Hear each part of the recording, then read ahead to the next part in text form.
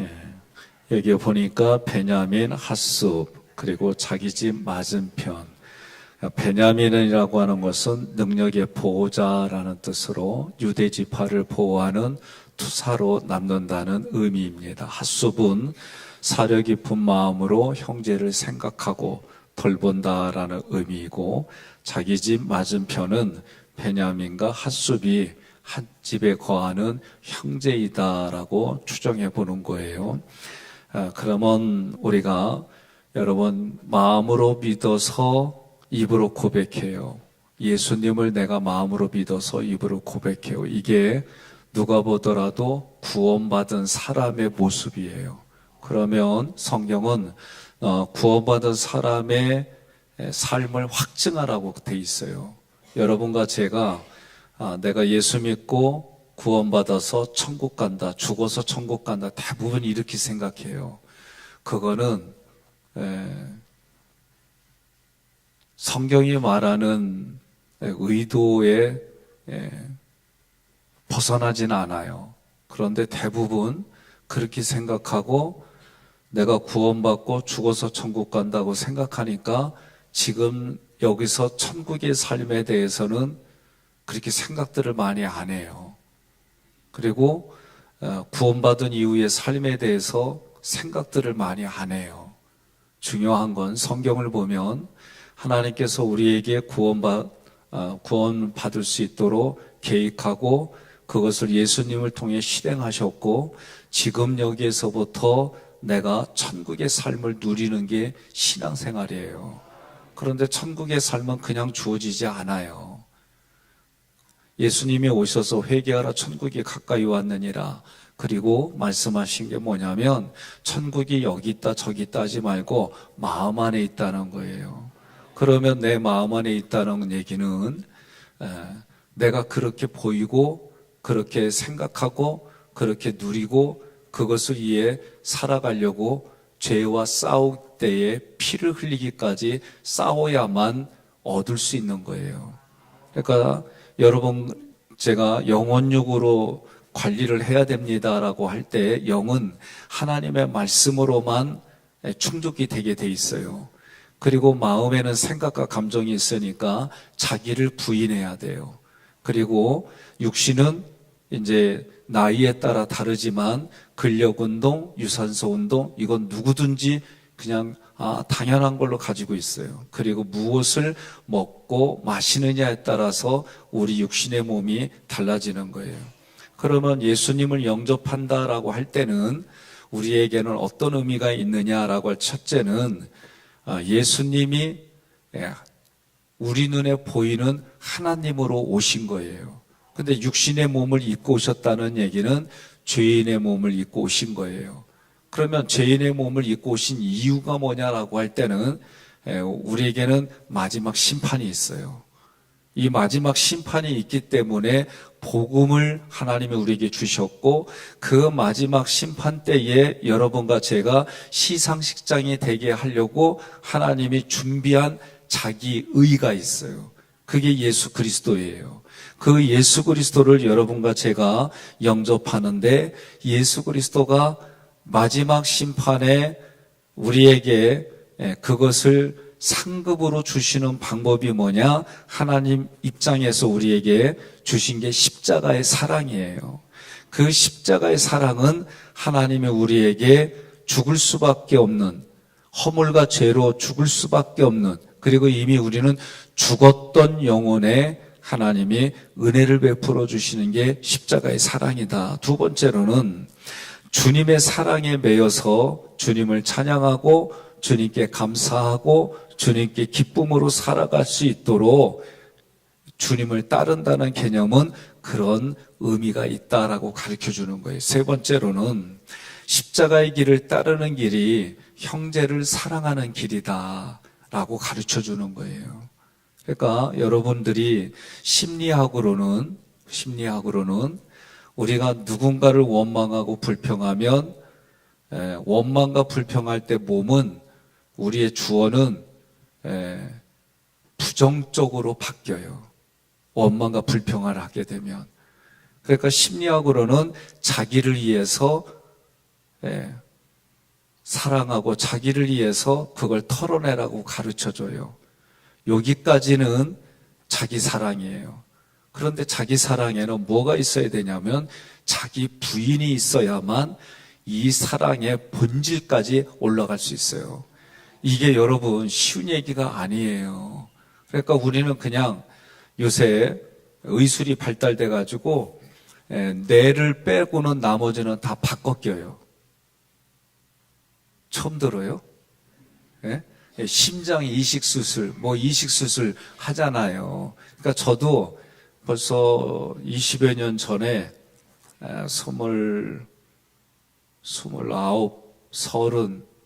29인가?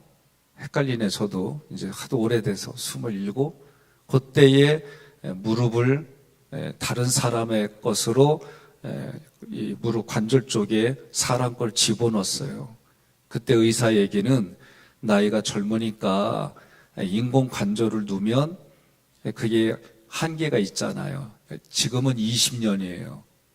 15년에서 20년. 그래서 저한테 사람 걸 집어넣어야 된다고. 그 당시에 그거 하는데 사람 거 집어넣는데 400만 원 들었어요. 그 당시에. 한번 따져봐요. 요거 하나에 400만 원, 양쪽이니까 800만 원. 신장 하나에 얼마. 아니 화장실 갔더니 신장 얼마에 산다고 막 써있는 광고 많더라고. 사람들이 돈이 없으면 어떻게 해요? 몸이라도 팔아야지. 그런 생각들도 가져요. 근데 이런 거 말 함부로 하면 안 돼요. 우리 애들이 아빠 우리도 제주도 한번 가봐요. 애들이 초등학교 때. 그래서 제가 그래요. 아빠 몸 팔아서라도 데려다 줄게. 그랬걸랑요. 근데 그때 그런 얘기하고 하도 전화가 오는 게 있었어요. 8,000원짜리, 10,000원짜리 보험 좀 들어달라고 무작위로 전화 오는 게 있었는데 하도 내가 그때 9,000원 가지고 그냥 그거 하나 들은 게 있어요. 그런데 부목사 때 저에게 맡겨진 사명 중에 하나가 축구 선교였어요. 축구 선교에 참 재밌게 했어요. 의사로부터 다양한 직업을 가진 분들하고. 근데 다른 교회하고 이렇게 차는데 어깨로 이제는 이 몸싸움을 하는 게 있어요. 그거 하는데 왼쪽에 무릎이 뚝 하는 소리가 나는 거예요. 오른쪽 경험이 있잖아요. 아이고, 딱 느낌이 이것도 인대 끊어졌구나. 그러고 나서 내려와서 그 다음날 병원 가서 확인했더니 진짜 끊어진겨. 아, 얼마나 속이 상하는지. 근데 나중에 보니까 10,000원이 안 되는 보험을 들었잖아? 거기서 이 보상이 나왔어요. 그 남은 돈 가지고 애들 데리고 제주도 갔다 왔다?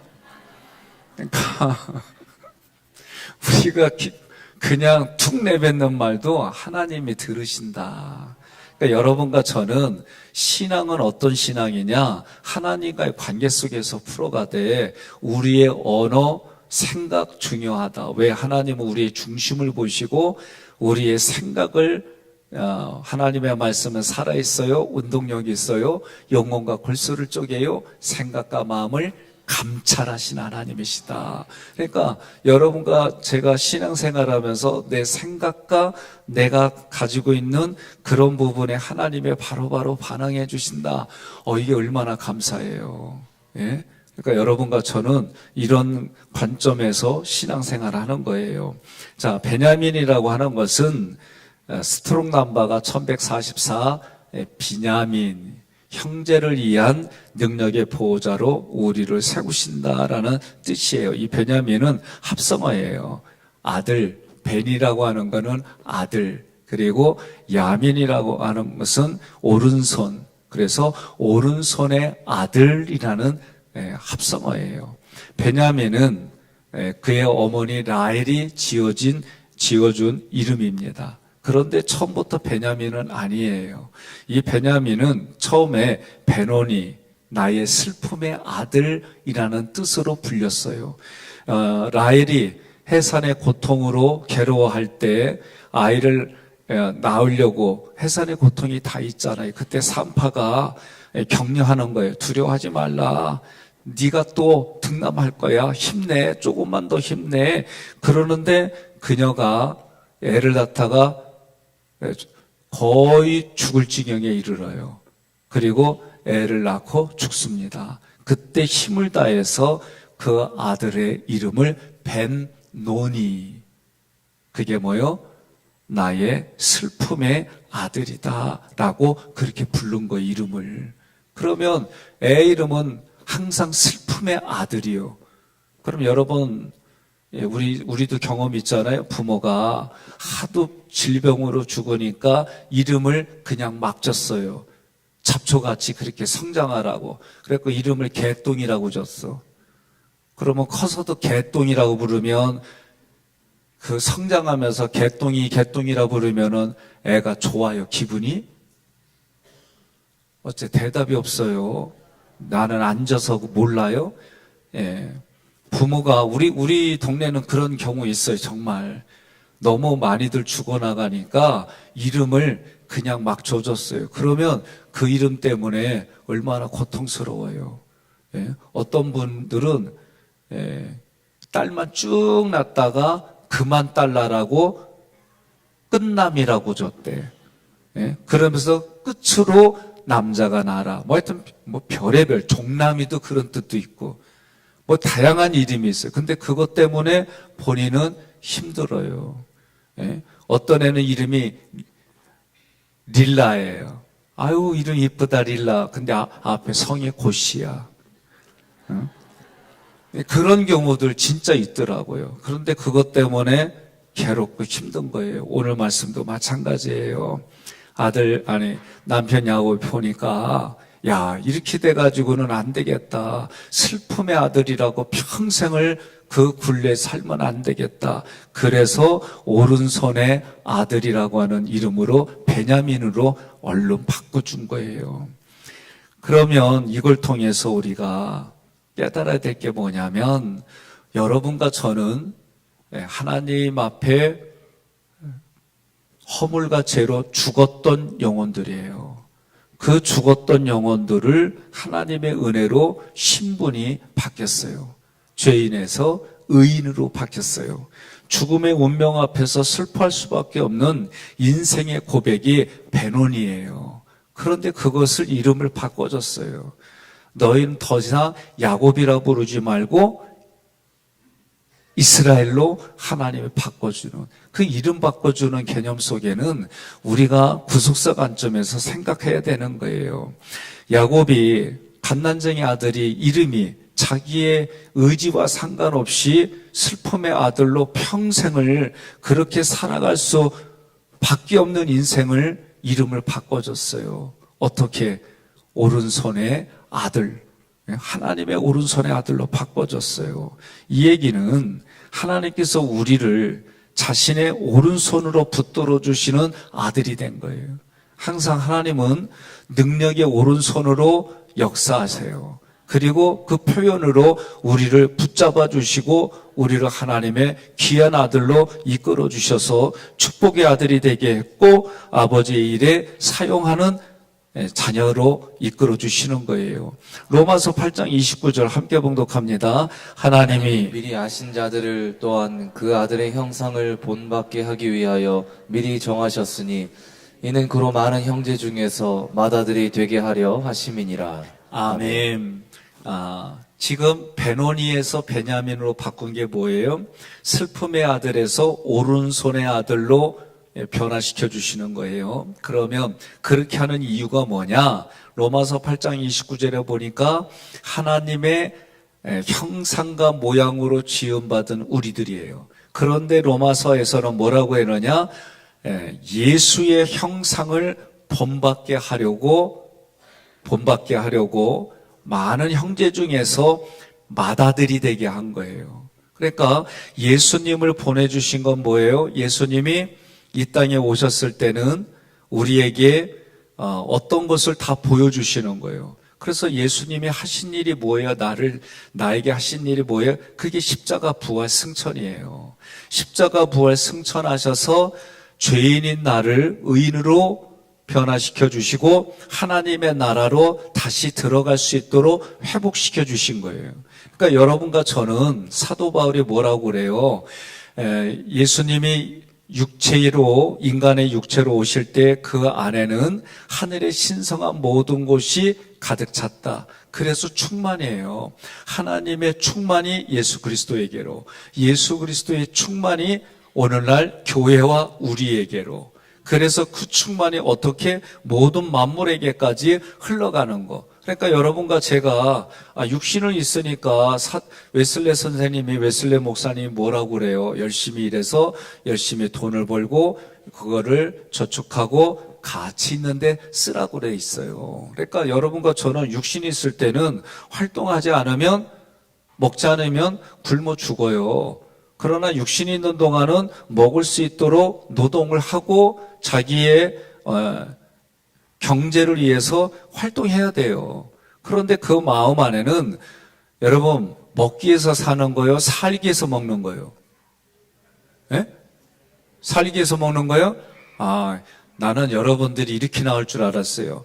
예수짜리로 살기 위해서 먹고 마시고 예수짜리로 난 이 얘기가 나올 줄 알았더니 어째 오늘은 그냥 아무도 이 얘기를 안 한디야.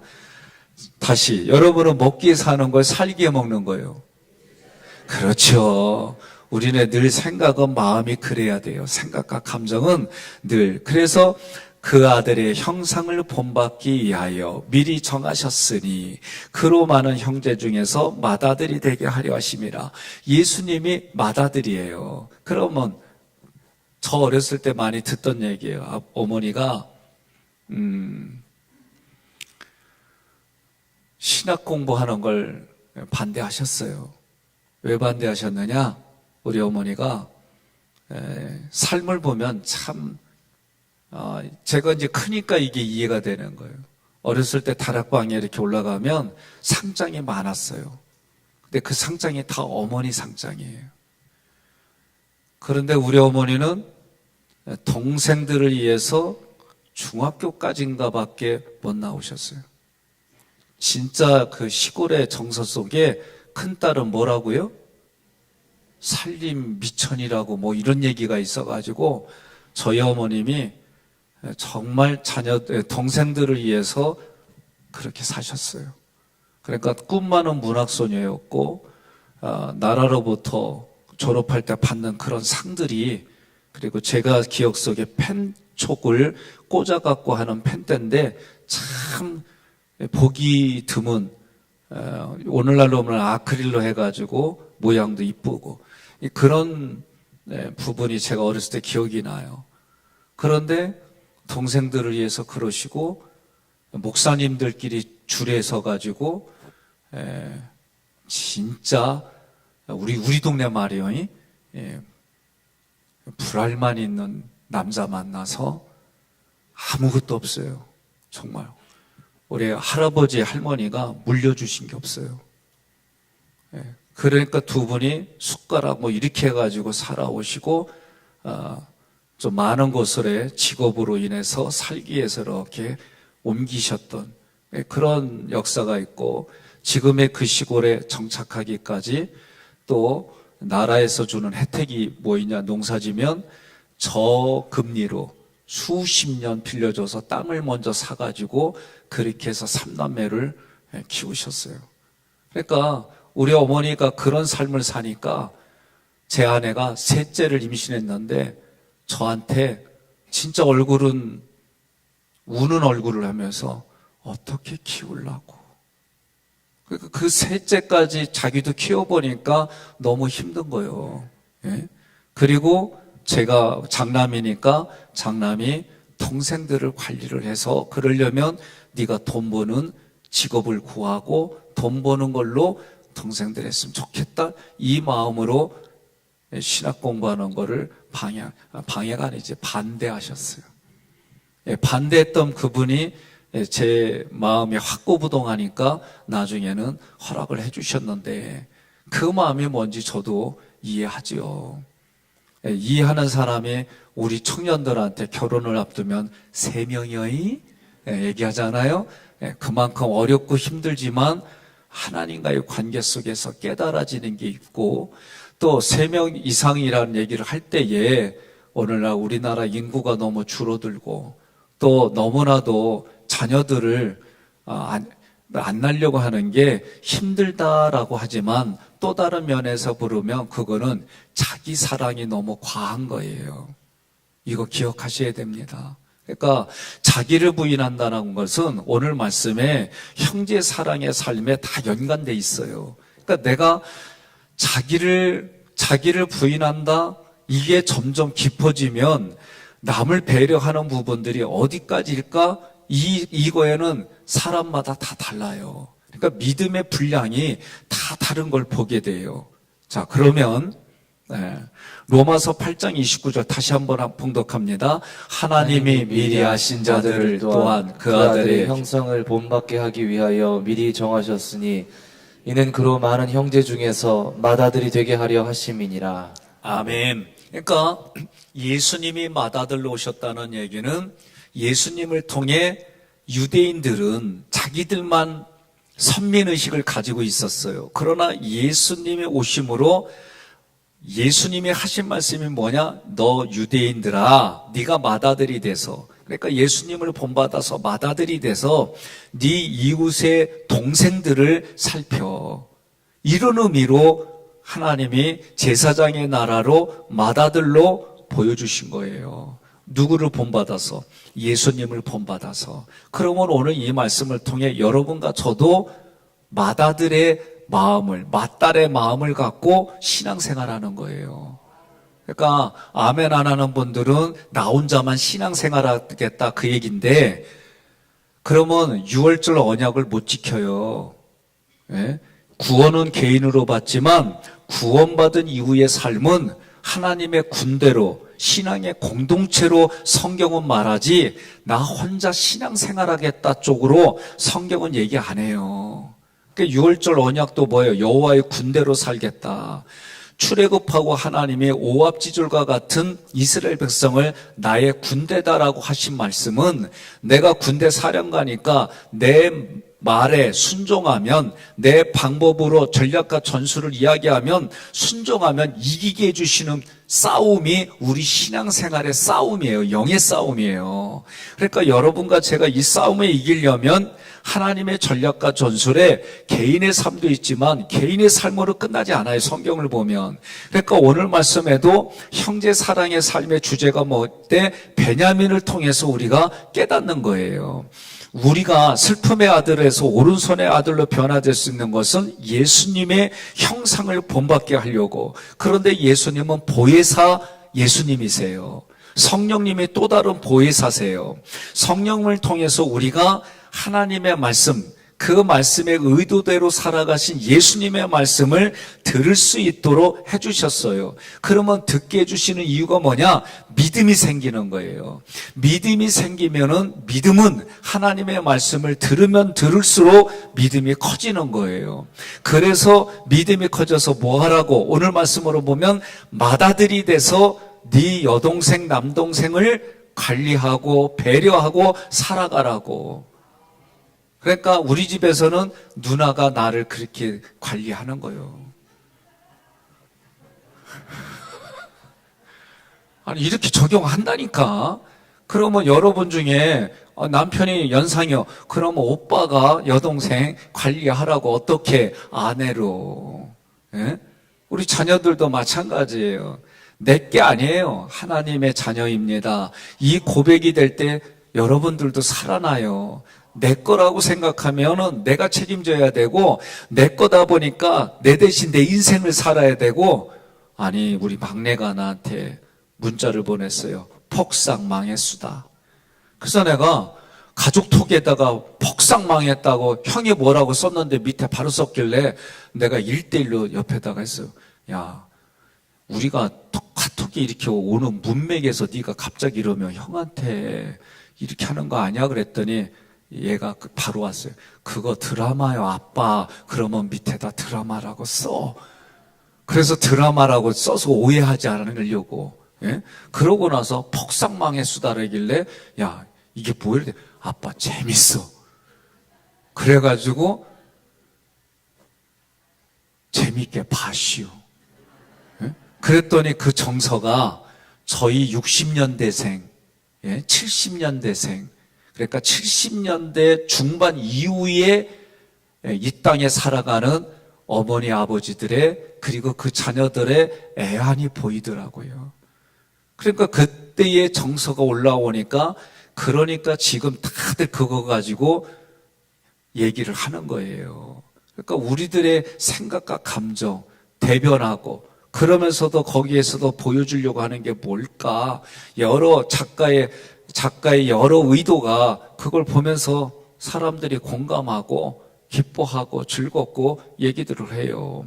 오늘도 마찬가지 우리는 눈에 보이지 않는 삼일체 하나님이 눈에 보이게끔 그리고 우리 눈에 보이게끔 그 말씀들을 성경에 기록했어요. 그러면 성경에 기록된 말씀은 사진첩과 같아요.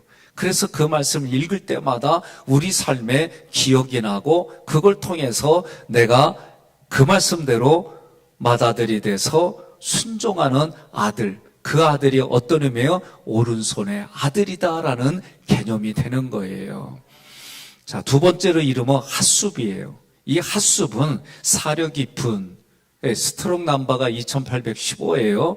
이 핫숲은 하샤부에서 유래했어요. 그럼 하샤부라는 단어는 뭐냐?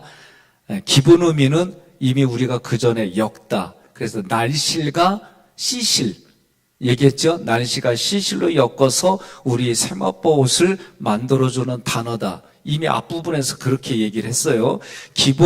이 하샤브는 기본 의미가 엮다인데, 그러면 핫숲이라고 하는 거, 생각하다, 계획하다, 간주하다, 판단을 내리다, 계산하다의 뜻을 가졌어요. 그러면 요거 가지고 구속사로 해석하는 거예요. 그냥 그대로 냅둬요.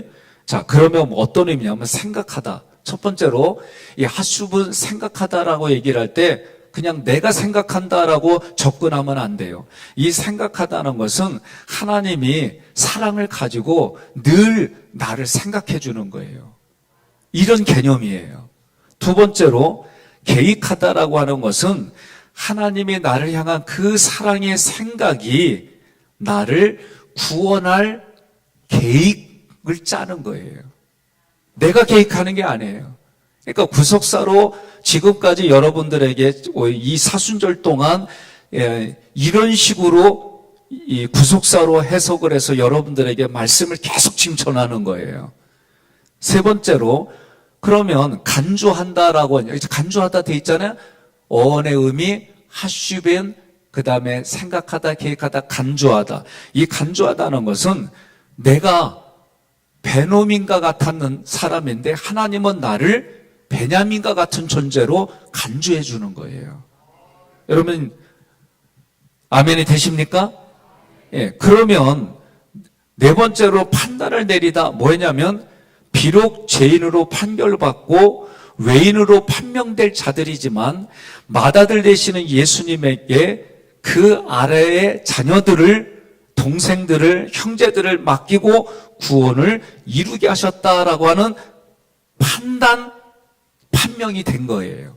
그러면 계산하다 이 얘기는 뭐냐면 오차가 없이 정확하게 계산해서 하나님이 여기까지 여러분과 저를 이끌어 주신 거예요.